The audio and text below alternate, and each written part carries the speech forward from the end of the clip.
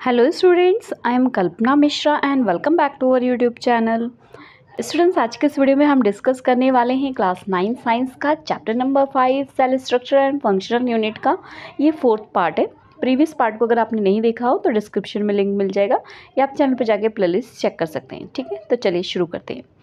तो बेटा, ये जो 4th पार्ट है यहाँ पर हमने सेल ऑर्गेनेलिज से शुरू करना था। ठीक है, तो आगे शुरू करते हैं। कोशिश करूँगी मैं आज इसको ख़त्म करने की। ठीक है, every cell has the membrane, मतलब सारे सेल जो होते हैं उनके पास मेम्ब्रेन होते हैं और उसके पास उनके जो मेम्ब्रेन होते हैं ना वो उनको एनवायरनमेंट से अलग करते हैं। जैसे कि हमने पढ़ा था न्यूक्लियस था, न्यूक्लियस के आसपास मेम्ब्रेन था, सेल था, सेल के आसपास मेम्ब्रेन था। तो ये मेम्ब्रेन उनको हेल्प करती हैं एनवायरनमेंट से अलग रखने में। ठीक है, तो जो लार्ज एंड कॉम्प्लेक्स सेल होते हैं मल्टी सेलुलर ऑर्गेनिज्म में होते हैं। Multi cellular organism, unicellular organism previous video में आपने समझ लिया होगा। जो मल्टी सेलुलर ऑर्गेनिज्म होते हैं उनके सेल कॉम्प्लेक्स होते हैं। कॉम्प्लेक्स का मतलब थोड़े उसमें बहुत सारे ऑर्गेनेलीज होते हैं। ठीक है, जो हम यहाँ पे बात कर रहे हैं सेल ऑर्गेनेलीज की। ठीक है, तो उनको जो बहुत सारे मल्टीपल जो मल्टी सेलुलर ऑर्गेनिज्म होता है उनके अंदर बहुत सारी केमिकल एक्टिविटीज़ होती है। तो उनको सपोर्ट करने के लिए उनका स्ट्रक्चर सेल का ऐसा होता है कि उनके अंदर डिफरेंट तरीके के डिफरेंट जो है बाउंड लाइक स्ट्रक्चर पाए जाते हैं। मतलब जो सेल है, सेल को इतना ज़्यादा काम करना होता है। जैसे ये देखो, ये सेल का इतना स्ट्रक्चर है। अब इस सेल को काम करने के लिए जो मेहनत करनी पड़ती है या सबको मेंटेन करने के लिए जो हेल्प करनी पड़ती है तो वो अकेला सेल नहीं कर पाता है। इसके सेल के अंदर बहुत सारे ऑर्गेनेलीज होते हैं। ऑर्गेनेलीज मीन्स जैसे हमारी बॉडी है, हमारी बॉडी में हाथ, पैर, आँख, नाक होते हैं ना, इसी तरीके से सेल के ऑर्गेनेलीज हैं। सेल के ये माइटोकॉन्ड्रिया है, ठीक है, गोल्गी एपरेटर्स है, ठीक है, यहाँ पे। तो ये इस तरीके से ये सारी चीज़ें जो क्या करती हैं, ये सेल के सारे फंक्शन को कंट्रोल करने में हेल्प करती हैं। ठीक है, तो यही एक तरीका है। जो सेल होते हैं ना, जो मेम्ब्रेन स्ट्रक्चर होता है, ठीक है, इसको हम ऑर्गेनेलीज बोलते हैं। मतलब ये जो अलग अलग तरीके से हैं। तो यही ऑर्गेनेलीज जो है यूकैरियोटिक और प्रोकैरियोटिक को एक दूसरे से डिफरेंट करते हैं। जैसे प्रोकैरियोटिक हमने पढ़ा हुआ है, बहुत ही छोटे छोटे ऑर्गेनिज्म जिनमें तो न्यूक्लियस भी वेल डिफाइंड नहीं होता है। ठीक है, तो ये सारे किस में होते हैं, यूकैरियोटिक सेल में होते हैं, क्योंकि इनका जो है स्ट्रक्चर थोड़ा कॉम्प्लेक्स होता है।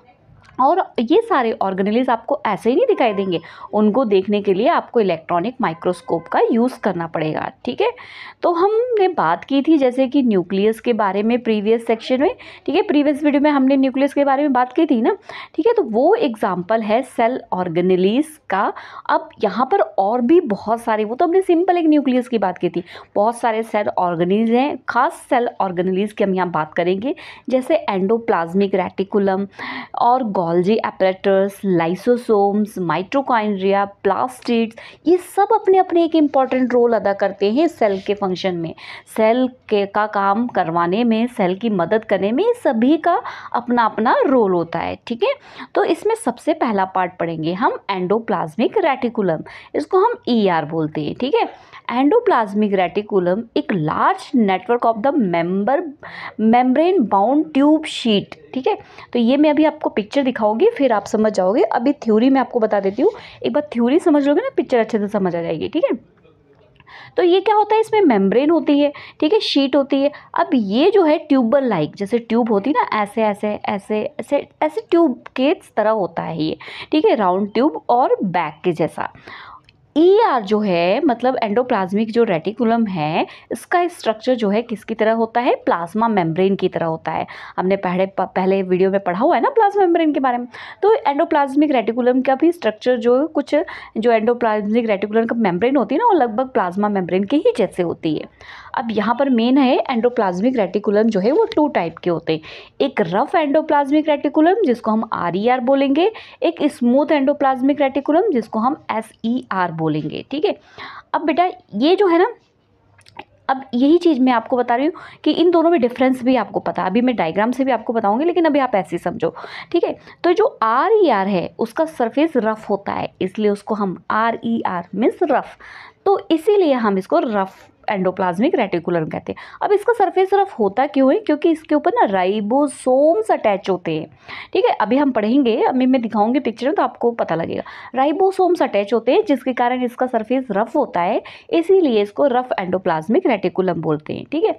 और ये जो राइबोसोम होता है ये सेल में जो प्रेजेंट होता है ये बहुत इंपॉर्टेंट रोल अदा करता है, ये प्रोटीन बनाने में हेल्प करता है, ठीक है। तो ये राइबोसोम होना भी जरूरी है क्योंकि ये प्रोटीन बनाने में हेल्प करता है। तो the manufacturing protein are then sent to the various place in the cell depending on need using the ER। तो ये जो राइबोसोम है ये जब प्रोटीन बनाता है RER के ऊपर चिपका रहता है ये, तो वहाँ पे प्रोटीन बनाता है। तो जो इस प्रोटीन को सेल के दूसरे पार्ट्स तक या जहाँ इस प्रोटीन की नीड है वहाँ तक ले जाने का काम ये ER एंडोप्लाज्मिक रेटिकुलम करता है, ठीक है। और स्मूथ एंडोप्लाज्मिक रेटिकुलम क्या बनाने में मदद करता है? फैट और लिपिड, ठीक है। ये भी सेल के लिए बहुत इंपॉर्टेंट है, ठीक है, क्योंकि हमने पढ़ा था कि प्रोटीन लिपिड हेल्प करती है सेल की मेम्ब्रेन बनाने में, ठीक है। तो ये मदद करता है जो हमारा राइबोसोम, जो हमारा SER है, SER हमारा क्या बनाने में मदद करता है?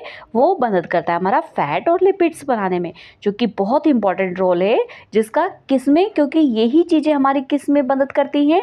ये हमारी सेल की मेम्ब्रेन, जो हमारी सेल थी ना, यहाँ पे सेल पे जो मेम्ब्रेन थी इसको बनाने में भी जो ये हेल्प करती है, ठीक है। तो इसीलिए इसी प्रोसेस को, जो ये प्रोटीन थोड़ी सी वहाँ पे जाके लिपिड्स वहाँ जाके ये सेल की मेम्ब्रेन बनाने में हेल्प करती है, इस प्रोसेस को हम बोलते हैं बायोजेनेसिस, ठीक है। तो यहाँ पर आगे देखो दिया हुआ है some other protein and lipids function enzyme and hormones. कुछ प्रोटीन और लिपिड जो है हार्मोन का भी काम करती हैं, और ER जो है वो हर सेल में जो है अलग अलग डिफरेंट नेटवर्क में अलग अलग तरीके से होता है। तो चलिए मैं उसको आपको पहले यहाँ आपको डायग्राम में बता देती हूँ कि यहाँ पर कहाँ है। आप यहाँ पे डायग्राम में देखो, ये है आपका यहाँ पर ये स्मूथ एंडोप्लाज्मिक रेटिकुलम इस जगह पे। थोड़ा यहाँ पे आपको क्लियर नहीं दिखाई देगा तो मैं दूसरी पिक्चर दिखाती हूँ, ठीक है। ये रफ एंडोप्लाज्मिक रेटिकुलम, ये सारे न्यूक्लियस के आसपास होते हैं। रुको मैं दूसरी पिक्चर दिखाती हूँ आपको। ये देखो बच्चों, यहाँ पे आपको क्लियर होगा, ये जो है हमारा, ये देखो ट्यूब लाइक स्ट्रक्चर, मैंने आपको कहा था ना ट्यूब लाइक स्ट्रक्चर होता है, ठीक है। ट्यूब लाइक स्ट्रक्चर होता है और इसके ऊपर मेम्ब्रेन होती है। अब यहाँ पर आप देखो ये जो होता है ना, यहाँ पे देखो ये यहाँ पे छोटे छोटे आपको दाने से दिखाई दे रहे हैं ना, ये क्या है? राइबोसोम्स है। और इन्हीं राइबोसोम के कारण इसका सरफेस जो होता है रफ होता है, इसीलिए हम इसको क्या बोलते हैं? इसको हम बोलते हैं रफ एंडोप्लाज्मिक रेटिकुलम, ठीक है। और यहाँ पर राइबोसोम्स नहीं होते हैं, इसलिए इसको हम स्मूथ एंडोप्लाज्मिक रेटिकुलम कहते हैं। तो राइबोसोम का काम क्या होता है? प्रोटीन बनाना, जिसको ये एंडोप्लाज्मिक रेटिकुलम ट्रांसफर करते हैं जहां इसकी नीड होती है। और स्मूथ एंडोप्लाज्मिक रेटिकुलम हमने पढ़ा क्या बनाते हैं? ये फैट्स बनाने में मदद करते हैं, ठीक है, और लिपिड्स बनाने में मदद करते हैं, ठीक है। ये दोनों बनाया। अब ये जो लिपिड, और यहाँ से लिपिड लेते हैं, यहाँ से प्रोटीन लेते हैं, ये लिपिड और प्रोटीन कहीं ना कहीं सेल के मेम्ब्रेन को बनाने में भी मदद करते हैं, ठीक है। इतनी बात समझ आ गई ना? राइबोसोम क्लियर हो गया। और एंडोप्लाज्मिक रेटिकुलम 2 टाइप के, दोनों के क्या क्या फंक्शन है ये भी हमने समझ लिया, ठीक है। चलिए आगे चलते हैं। तो अगला है हमारे पास, ये हमने देख लिया, ठीक है। तो यहाँ पर कुछ थोड़ा सा और दिया है इसके बारे में, ये भी देख लेते हैं कि ये जो ER है एक तरीके से ट्रांसपोर्ट मटेरियल का काम करता है। मतलब जो भी मटेरियल वहाँ पे बना है उसको एक जगह से दूसरी जगह तक ले जाने का काम जो एंडोप्लाज्मिक रेटिकुलम है वो करता है। कहाँ से? साइटोप्लाज्म से न्यूक्लियस, या न्यूक्लियस से साइटोप्लाज्म, ये सारा काम जो है कौन करता है? ER करता है, ठीक है। समझ आ गई बात? तो यहाँ पर ये बायोकेमिकल एक्टिविटी सेल में होती है, मतलब बहुत सारी एक्टिविटी होती है एनिमल्स में, तो वो करने में भी मदद करता है। अब ये इसके बारे में आपको ज़्यादा डिटेल नहीं पता लगेगा क्योंकि ये आपका चैप्टर नंबर 7 है, और ये चैप्टर नंबर 7 इस साल, मतलब 2 साल से ये टॉपिक जो है आपके सिलेबस से डिलीटेड है। तो बस इतना सा आप पढ़ लो, बाकी इसमें कुछ खास पढ़ने की आपको ज़रूरत नहीं है, ठीक है। चलिए आगे देखते हैं। अगला पार्ट हम देखते हैं नेक्स्ट हमारा पार्ट आ गया है गोल्जी एपरेटर्स। ठीक है, तो गोल्जी एपरेटर्स जो फर्स्ट डिस्क्राइब किया था वो कैमिलियो गोल्जी ने किया था। इन्होंने जो है क्या किया था, उन्होंने बताया था एक मेम्ब्रेन बाउंड वेसल्स जो फ्लैटेंड सैक अरेंज होती है और वो क्या करती है, ये मतलब आपको मैं दिखाती हूँ डायग्राम में तब आपको पता लगेगा। यहाँ पर ये देखो, ये है, ये गोल्जी एपरेटर्स है। ठीक है, समझ आ गई सारी, ये गोल्जी एपरेटर्स है। तो कैसा स्ट्रक्चर है, ये तो अभी मैंने यहाँ पे सेल के अंदर छोटा सा दिखाया, इतना अच्छे से नहीं दिखाई देगा, आपको समझ नहीं आएगा। ठीक है, ये देखो। ठीक है, लेकिन अभी मैं इसकी पर्टिकुलर इसकी पिक्चर आपको दिखाती हूँ। पहले हम इसको थोड़ा सा पढ़ लें, जैसे पढ़ लेते हैं ना तो फिर आपको चीज़ें अच्छे से समझ आएगी। ठीक है, तो अब क्या होता है, इसमें जो मेम्ब्रेन होती हैं वो कनेक्टेड होती है किससे, ईआर से। समझ आ गई बात कि ईआर अभी हमने पढ़ा एंडोप्लाज्मिक रेटिकुलम, उसके साथ ये गोल्जी एपरेटर्स जो है वो आपस में जुड़े हुए होते हैं। ठीक है, और ये जो है एक मेम्ब्रेन के थ्रू आपस में जुड़े होते हैं।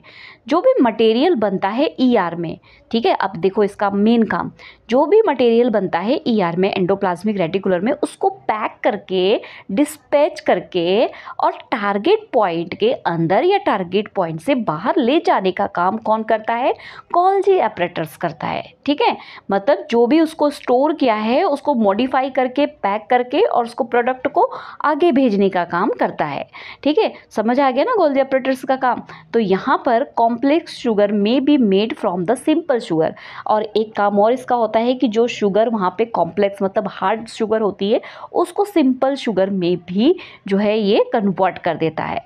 ठीक है, तो अब यहाँ पर एक चीज़ और आप पढ़ोगे, बहुत ही इंपॉर्टेंट चीज़ है, यहाँ पे गोल्जी एपरेटर्स जो है इन्वॉल्व करता है formation of lysosome. Most important question है, लाइसोसोम से क्वेश्चन आता है। ठीक है, तो इसको बहुत अच्छे से पढ़ना, ये बहुत इंपॉर्टेंट है। तो गोल्जी एपरेटर्स जो है वो इन्वॉल्व है किसकी फॉर्मेशन में, लाइसोसोम की फॉर्मेशन में। तो लाइसोसोम के फॉर्मेशन के बारे में आगे पढ़ते हैं। यहाँ पे जो है कैमिलियो गोल्जी के बारे में दिया हुआ है, तो इसको आप अपने आप पढ़ लेना, इसमें कुछ खास नहीं है। हम पढ़ते हैं लाइसोसोम, जो कि बहुत इंपॉर्टेंट है।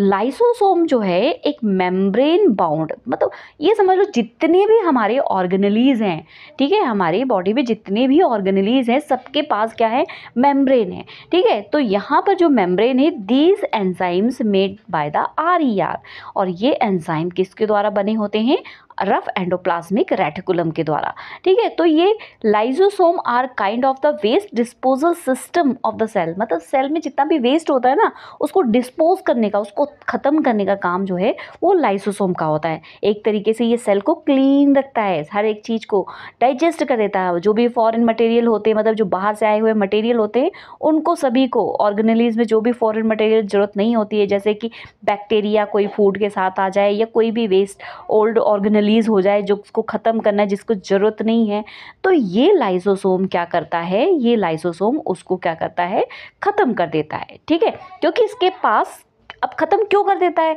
ये भी पता होना चाहिए, क्योंकि इसके पास बहुत पावरफुल डाइजेस्टिव एंजाइम होता है, और ये डाइजेस्टिव एंजाइम क्या करता है, जो भी ऑर्गेनिक मटेरियल होता है उसको क्या करता है, ख़त्म कर देता है। ठीक है, समझ आ गई बात। अच्छा, एक चीज़ और इससे क्वेश्चन आता है कि ये जो लाइसोसोम होता है ना, इसको सुसाइड बैग कहते हैं।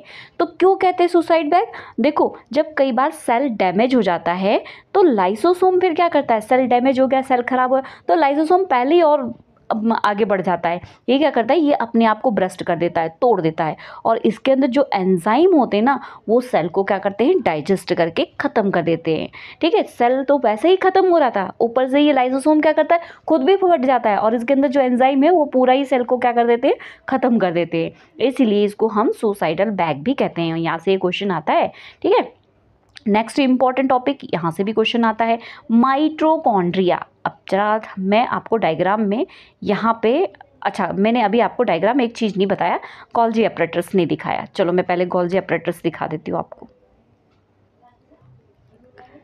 ये देखो बच्चों, ये गोल्जी एपरेटर्स है, जिसमें हमने पढ़ा था ना कि इसमें ये ऐसे ट्यूब लाइक पैरेलल होती है सारी, ये एक दूसरे के ट्यूब लाइक पैरेलल लगी होती है। ठीक है, तो ये क्या करती है, ट्रांसपोर्ट का सारा का मटेरियल के ट्रांसपोर्ट का काम करती है। ठीक है, तो ये हमने पिक्चर पूरी क्लियरली इसको देख लिया, ठीक है। नेक्स्ट देखते हैं, हम आगे पढ़ेंगे। हम अब पढ़ रहे हैं माइटोकॉन्ड्रिया के बारे में, ठीक है। तो थोड़ा सा मैं आपको यहाँ पे माइटोकॉन्ड्रिया दिखा भी देती हूँ कुछ इस तरीके से। अभी मैं सेल के अंदर भी दिखाऊंगी आपको माइटोकॉन्ड्रिया। पहले ये पूरा ओपन माइटोकॉन्ड्रिया देख लो। यहाँ पर क्या होता है, ये एक मेम्ब्रेन इसकी बाहर होती है, ठीक है, और एक मेम्ब्रेन यहाँ पर देख रहे हो आप, इस तरीके की मेम्ब्रेन है ये मेम्ब्रेन, ठीक है। इसको power house of the cell बोलते हैं। माइटोकॉन्ड्रिया को power house of the cell क्यों बोलते हैं, क्योंकि ये जो भी, इसको एनर्जी करेंसी भी बोलते हैं, power house of the cell भी कहते हैं। एक तरीके से हमारी बैटरी का काम करता है। जैसे कि हम कोई सेल वाली चीज़ का यूज़ करते हैं तो कैसे यूज़ करते हैं, हम उसमें बैटरी का यूज़ करते हैं, बैटरी को चार्ज करके फिर यूज़ करते हैं। सेम यही चीज़ है। ये क्या करता है, अपने अंदर एनर्जी को स्टोर करके रखता है। जब सेल को ज़रूरत पड़ती है वो सेल इससे क्या करता है, एनर्जी को ले लेता है, ठीक है। समझ आ गई बात, ठीक है। तो ये माइटोकॉन्ड्रिया का स्ट्रक्चर है। चलिए अब चैप्टर में देखते हैं, चैप्टर को देखना जरूरी है। तो देखो बच्चों, यहाँ पे जो हमने पढ़ा ना, सारा जो मैंने वहाँ बताया कि माइटोकॉन्ड्रिया को power house of the cell बोलते हैं। इसके ऊपर एक दो मेम्ब्रेन कवरिंग होती है, मैंने आपको बताया था, एक बाहर की तरफ थी और एक अंदर की तरफ, ठीक है। एक आउटर कवरिंग होती है और एक अंदर की तरफ फोल्ड करके कवरिंग होती है। और इसके सरफेस पर जो है एटीपी होती है। एटीपी क्या होगी, एटीपी को हम बोलेंगे एडिनोसिन ट्राइफॉस्फेट। एटीपी की फुल फॉर्म भी आपको पता होना चाहिए। ये एटीपी क्या करती है, इसको एनर्जी जो है उसको स्टोर करके रखती है, ठीक है। माइटोकॉन्ड्रिया में जो एनर्जी स्टोर रहती है वो एटीपी की फॉर्म में होती है, जिसको हम एडिनोसिन ट्राइफॉस्फेट कहते हैं। और इस एटीपी को हम एनर्जी करेंसी भी कहते हैं।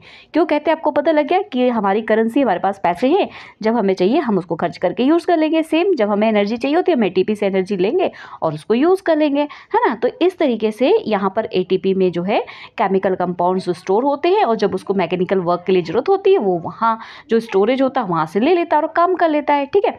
तो माइटोकॉन्ड्रिया को power house of the cell भी बोलते हैं। सेल की पावर उसके पास होती है, सेल को काम करना है, पावर की जरूरत है, वो माइटोकॉन्ड्रिया से ले लेता है। और माइटोकॉन्ड्रिया किस रूप में स्टोर करके रखता है, एटीपी के रूप में, जिसको हम एडिनोसिन ट्राइफॉस्फेट कहते हैं, ठीक है। अच्छा, माइटोकॉन्ड्रिया का एक इंपॉर्टेंट रोल और भी है। माइटोकॉन्ड्रिया के जो ऑर्गेनेलीज हैं, मतलब वो जो माइटोकॉन्ड्रिया है उसका खुद का अपना डीएनए होता है, खुद का अपना राइबोसोम होता है, खुद का, ठीक है। तो इसलिए वो खुद अपने आप ही प्रोटीन बना लेता है अपना, ठीक है। चलिए आगे देखते हैं प्लास्टिड। अब प्लास्टिड क्या होता है, ये प्लास्टिड प्लांट सेल में होता है, एनिमल सेल में नहीं होता है। अभी जो है हम पढ़ रहे थे तो उसमें ये जो प्लास्टिड है ना, ये एनिमल सेल में नहीं पाया जाता है, ये सिर्फ प्लांट सेल में पाया जाता है। तो यहाँ पे plastid are only plant cell में पाया जाता है। ये 2 टाइप का होता है, ये आपको पता होना चाहिए। एक क्रोमोप्लास्ट, और जिसका मतलब कलर्ड होता है, मतलब जिसके पास कलर होते हैं, ठीक है, वो होता है क्रोमोप्लास्ट। और ल्यूकोप्लास्ट, मतलब जो कि वाइट कलर का, जिसके पास कोई कलर नहीं होता है, वो ल्यूकोप्लास्ट, ठीक है। जो क्रोमोप्लास्ट होता है, जो क्रोमोप्लास्ट होता है उसमें भी क्लोरोफिल पाया जाता है। क्लोरोफिल पता होगा आपको कि क्लोरोफिल जो होता है प्लांट्स को फोटोसिंथेसिस करने में, मतलब प्लांट अपना फूड बनाते हैं तो किससे बनाते हैं, क्लोरोफिल पिगमेंट से। तो वो क्लोरोफिल पिगमेंट किस में पाया जाता है, क्रोमोप्लास्ट में पाया जाता है। और ये क्रोमोप्लास्ट किसकी टाइप है, प्लास्टिड की टाइप है। समझ आ रही है ना मेरी बात, ठीक है। तो ये क्रोमोप्लास्ट बहुत इंपॉर्टेंट रोल करता है फोटोसिंथेसिस में। क्लोरोप्लास्ट में येलो ऑरेंज कलर के पिगमेंट भी होते हैं, क्लोरोफिल भी होती है। ल्यूकोप्लास्ट की हमने बात की, ये प्राइमरी ऑर्गेनेलीज, मतलब जो छोटे छोटे ऑर्गेनेलीज होते हैं उनमें जो स्टार्च, ऑयल, प्रोटीन है, इन सबको स्टोर करने का काम करता है, ठीक है। तो बात समझ में आ गई ना कि जो ऑर्गेनिज्म होते हैं जिनके अंदर क्लोरोप्लास्ट होता है, ये क्या करते हैं, ये जो है ये माइटोकॉन्ड्रिया की तरह ही काम करते हैं। जो हमने प्लांट के अंदर प्लास्टिड है, ठीक है, प्लास्टिड जो है उसमें जो क्रोमोप्लास्ट या ल्यूकोप्लास्ट है, तो उसमें जो क्रोमोप्लास्ट है उसके अंदर क्लोरोप्लास्ट जो है, जिसमें क्लोरोफिल पाया जाता है, ठीक है। तो उसके अंदर क्या होता है, उसके अंदर सेम माइटोकॉन्ड्रिया की तरह ही उसका स्ट्रक्चर होता है, जिसका खुद का क्या होता है, जिसका खुद का अपना डीएनए और राइबोसोम होता है, ठीक है। समझ आ गई बात, ठीक है। नेक्स्ट आ जाते हैं वैक्यूल्स। अब अगर आप प्लांट सेल एनिमल सेल का डायग्राम देखोगे ना तो आपको प्लांट सेल में बहुत बड़ी सी खाली जगह दिखाई देगी, मतलब प्लांट्स में वैक्यूल्स बहुत बड़ा होता है और एनिमल सेल में या तो होता ही नहीं और होता है तो वो बहुत ही छोटे साइज का होता है। ठीक है, प्लांट सेल में आप सेंटर में देखो 50 से 90% जो सेल का वॉल्यूम होता है ना वो क्या होता है, वैक्यूल्स ही होता है। ठीक है, खाली जगह देखो, मैं यहाँ पे दिखाती हूँ आपको, ये देखो ये प्लांट सेल है, यहाँ पे देखो ये प्लांट सेल है। प्लांट सेल में ये देखो ये खाली जगह जो है ना ये वैक्यूल्स है।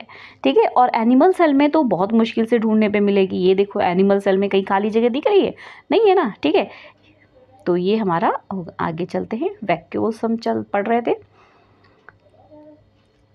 तो यहाँ पर देखो, तो जो प्लांट्स को जो है हार्डनेस प्रोवाइड करना है, ठीक है, उनकी लाइफ का, प्लांट की लाइफ का जो इम्पोर्टेंट रोल वो कौन अदा करता है, वैक्यूल करता है। क्योंकि प्लांट सेल में स्टोरेज का काम कौन करता है, वैक्यूल्स करता है। तो क्या स्टोर करता है वो, अमीनो एसिड, शुगर और भी ऑर्गेनिक एसिड और प्रोटीन, ये सब कुछ क्या करता है, वैक्यूल्स स्टोर करता है। अच्छा, एक बात और है, जो सिंगल सेल ऑर्गेनिज्म होते हैं जैसे कि अमीबा, इसके अंदर भी फूड वैक्यूल्स होता है, इसमें ये फूड कंटेन करके अपना रखते हैं और जब जरूरत पड़ती है उसको कंज्यूम करते हैं। तो कुछ यूनिसेलुलर ऑर्गेनिज्म होते हैं, स्पेशल वैक्यूल्स पाए जाते हैं और वो अलग अलग स्पेशल रोल करते हैं कि किसी चीज़ को बाहर निकालना, अंदर लेना, इन सब का काम वो करते हैं। ठीक है, चलिए आगे यहाँ पे थोड़ा सा और दिया हुआ है, इसको भी देख लेते हैं कि हर एक सेल का जो स्ट्रक्चर होता है ना और फंक्शन होता है वो ऑर्गेनिज्म पे डिपेंड करता है कि ऑर्गेनिज्म कैसा है। ठीक है, उसका फंक्शन कैसे हैं। अगर ऑर्गेनिज्म बड़ा है, उसका स्ट्रक्चर हार्ड है, तो उसमें सेल वेल डेवलप होता है, न्यूक्लियस वेल डेवलप होता है, क्योंकि उसको बेसिक काम करने के लिए, मतलब रेस्पिरेशन के लिए, न्यूट्रिशन के लिए, सांस लेने के लिए, खाने को पचाने के लिए, ठीक है, इन सब के लिए किसकी ज़रूरत होती है, इन सब के लिए अलग अलग मटेरियल की ज़रूरत होती है जो कि सेल के अलग अलग ऑर्गेनेलीज उसमें हेल्प करते हैं। इसीलिए सेल को fundamental structural unit of living organism कहा जाता है। ठीक है, चलिए एक और छोटा सा टॉपिक यहाँ दिया है सेल डिवीज़न का। सेल डिवीज़न क्या होता है, जो सेल डिवीज़न होता है ओल्ड डेड इंजर्ड सेल होती है। तो ये सारे देखो सेल डिवीज़न मतलब क्या होता है कि इनसे क्या होता है, न्यू सेल, जब सेल डैमेज हो जाती है तो नई सेल बनती रहती है। ठीक है, तो उस प्रोसेस को हम सेल डिवीज़न कहते हैं। टू मेनली टाइप के सेल डिवीज़न होते हैं, एक माइटोसिस और एक होता है मियोसिस। ठीक है, तो यहाँ पर देखो जो सबसे पहले प्रोसेस डिवीज़न की है जिसकी हम बात कर रहे हैं वो माइटोसिस है। माइटोसिस सेल डिवीज़न किस टाइम में हेल्प करती है, जब ग्रोथ होती है, जब सेल की ग्रोथ होती है उस टाइम जब सेल डिवाइड होता है तो उस प्रोसेस को हम बोलते हैं माइटोसिस। ठीक है, यहाँ पर देखो ये माइटोसिस का डायग्राम है, ये सेल है और जब सेल की ग्रोथ होती है तो ये इस तरीके से डिवाइड होता है जिसको हम कहते हैं माइटोसिस। ठीक है, तो ये डिवाइड हो गई, जो दो अलग अलग बन रहे हैं ना इनको हम डॉटर सेल बोलते हैं। तो ये क्या करते हैं, सेम डॉटर सेल मदर की तरह होते हैं। कैसे मदर की तरह होते हैं, देखो यहाँ पर सेम होते हैं, जैसे यहाँ पे 2 रेड था, 2 इस कलर का था, तो सेम 2 रेड, 2 इस तरीके का, 2 रेड 2, मतलब ये सेम अपने जो पेरेंट सेल होता है ना उनकी तरह ही ये डॉटर सेल होते हैं। तो इसको हम बोलते हैं माइटोसिस। ठीक है, तो ये तो ईजी है। लेकिन जो हमारा मियोसिस होता है, मियोसिस, ठीक है, ये मियोसिस प्रोसेस है, ये आपने क्लास 8th में पढ़ा होगा अगर अच्छे से। तो जो क्रोमोसोम होते हैं पेरेंट्स से आते हैं, ठीक है, तो उसमें क्या होते हैं 46 क्रोमोसोम होते हैं। ठीक है, तो टोटल 46 क्रोमोसोम होते हैं जो कि पहले डिवाइड हो जाते हैं हाफ हाफ। ठीक है, हाफ हाफ डिवाइड होते हैं। तो यहाँ से 46 जो है हाफ हाफ डिवाइड, ये जो मियोसिस प्रोसेस है कब बनती है, ये मियोसिस प्रोसेस होती है जब गेमेट्स बनते हैं। गेमेट्स, मेल गेमेट्स क्या होता है स्पर्म, फीमेल गेमेट्स क्या होता है एग।